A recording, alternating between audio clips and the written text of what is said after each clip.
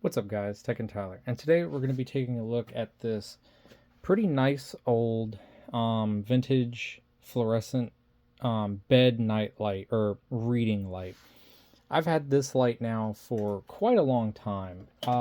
Not too sure exactly how long, but I know I've had it for probably at least maybe 10 years or so. It's been a really long time that I've had it. But I bought it because I thought it was cool because one being a like bed reading nightlight, but it's also fluorescent, and it's one of those types of lights where the plug is the ballast.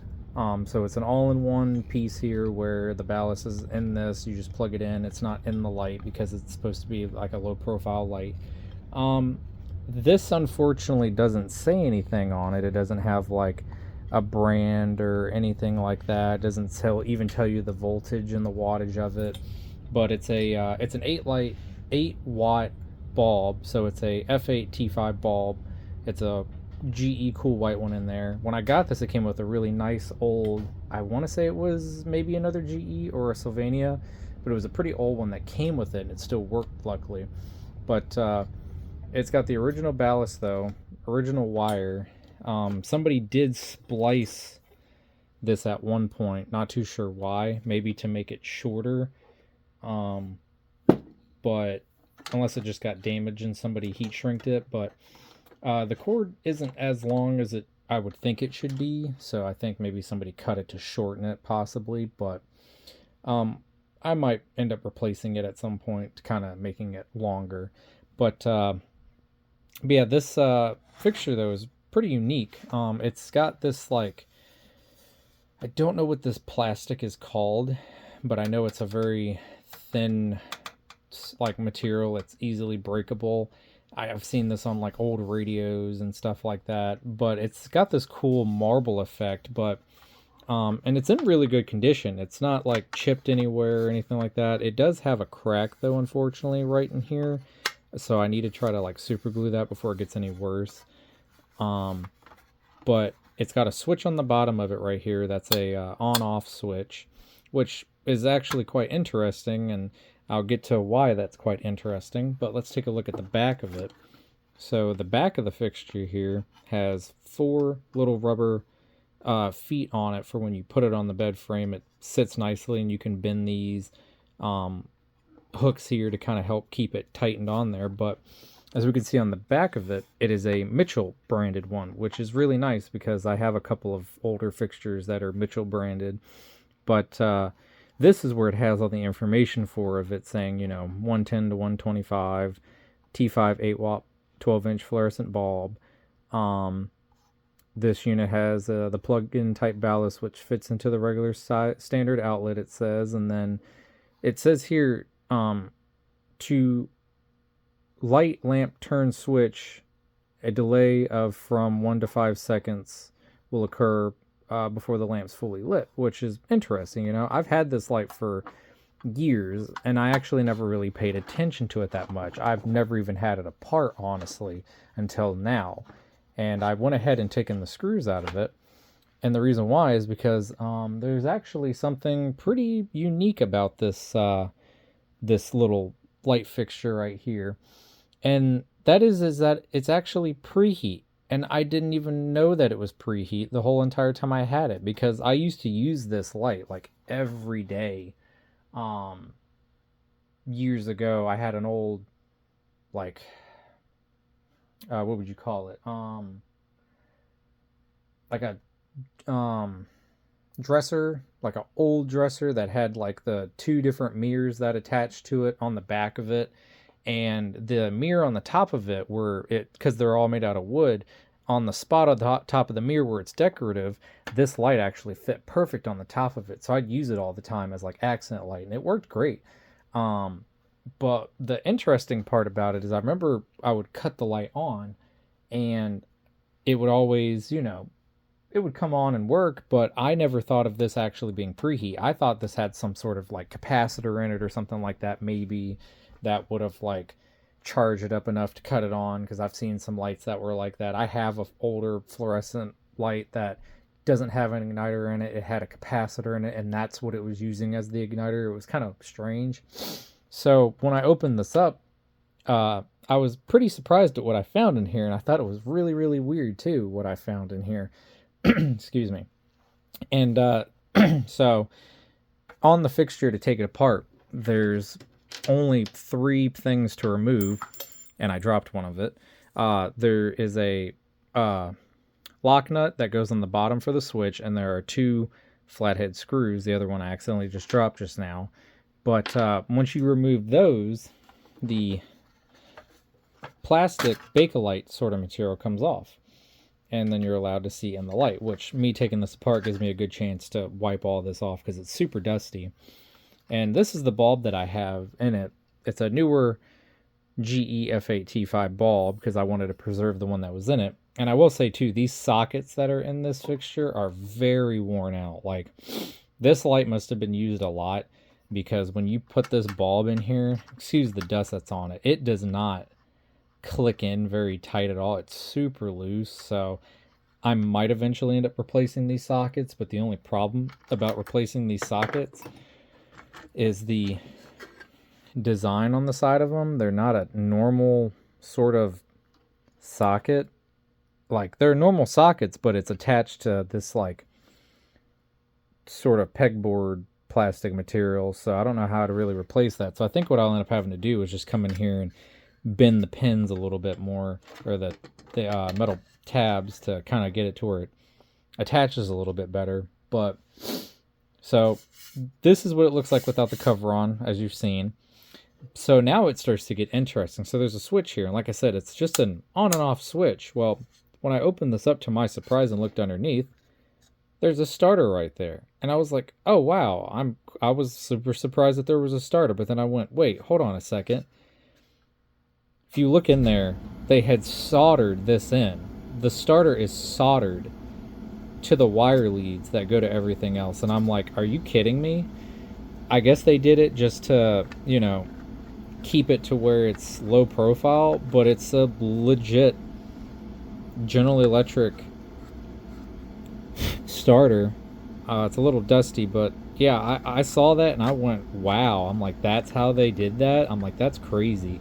Because that's just bare open wires right there in a metal housing. So I'm surprised it never shorted out. Either that's original or somebody modified it. I'm not too sure. It's possible that this was a manual preheat at one point, and then somebody put a starter in it, because those wire leads are super thin that are on the actual starter, and those are the type of leads that I've seen on lights where it goes down to capacitor. So maybe this did have a capacitor in it at one point, and it went bad and somebody put a starter in it. I'm not too sure, because I don't know how old this light is. I would assume this light fixture, which maybe some of y'all can help me in the comments, you know, determining the age due to, you know, the plastic and everything like that, which, mind you, it's a little yellow there, but it's in really good shape. But I want to say this is 40s, 50s. It has to be, possibly, especially if it's preheat. Definitely 40s, 50s, especially the Mitchell brand. I know that's probably about 40s, 50s. But yeah, I saw that and I thought that was crazy, the fact that that starter is just soldered in there like that. I'm like, that's wild. So what I might end up doing is I might leave it like it is, but I'm tempted to take that out and actually put like a starter socket in there, just to make it a little bit more safer, and to also make it more, you know, kind of easier to change the starter if I have to. I got plenty of starter sockets, and they probably would fit in it no problem, but I wouldn't mount it to anything. I'd just leave it in there. But something better than that. That's just crazy that that's just bare open inside of it. But hey, if this was original and that's how they did it back then, I'm not surprised either, because they used to do things very different back in the day. But yeah, I'm super surprised that it was a starter inside of this. But hey, it makes me happy that there's a starter in it, and I know that it's preheat now, because I never realized it was preheat. So let me put the bulb back inside of it, and we will go ahead and test this light, and I will show you it. Now, like I said, the sockets are very, very loose, so It might not work the first time, and I might have to kind of wiggle it around a little bit, but we'll see. So get this plugged in here, and then I'm going to flip the switch.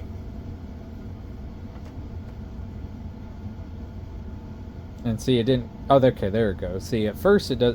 Either I don't know if it's the socket's doing it or if that starter is just possibly going bad, because it takes a super long time. I know this switch is kind of iffy too. I might need to spray some contact cleaner in it, but I mean, it does work though, and it works flawlessly, no problems at all. Cuts on good.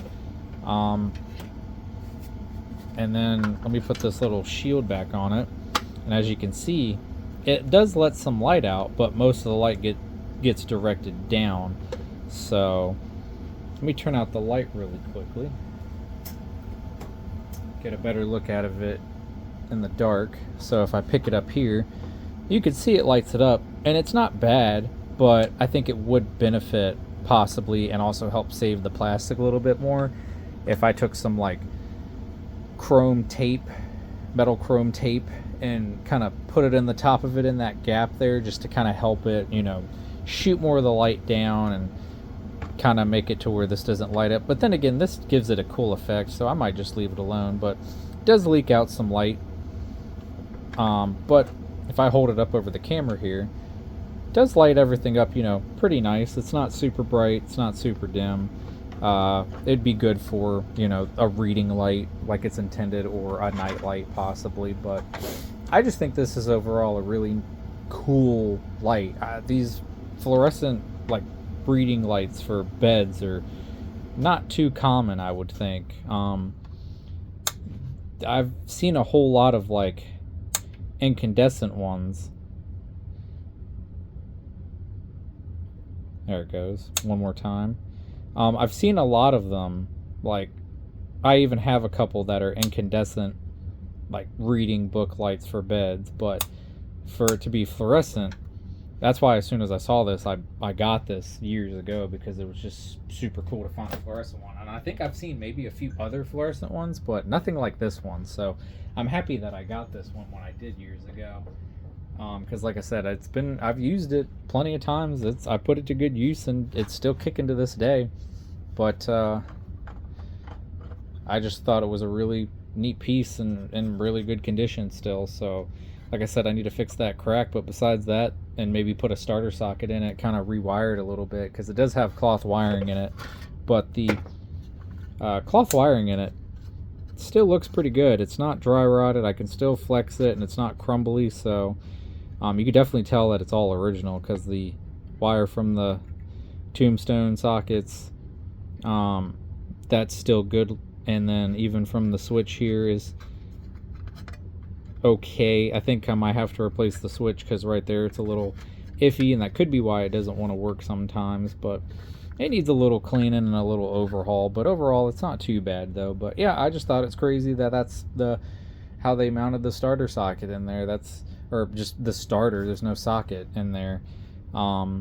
And it's, you know, still worked after all these years. It's pretty crazy. But hey, I mean, these things were built to last, and a little dangerous, but a lot of things back in the day were technically dangerous. But yeah, overall, like I said, it's nice little light, really handy, nice little accent light, just to put either up on a piece of furniture or a headboard of a bed, like it's intended to. But definitely going to clean this up, get it a little bit better shape, do a few modifications to it, extend the wire, all that, and then probably find another use for it, for something.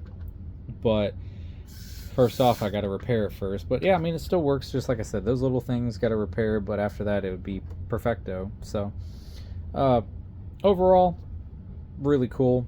Like I said, if anybody can tell me the age possibly of when this light was made, that'd be great. But yeah, wanted to show this off, get some info about it, and just show the really interesting thing about that starter in there. So hope you liked the video, and until next time, thank you.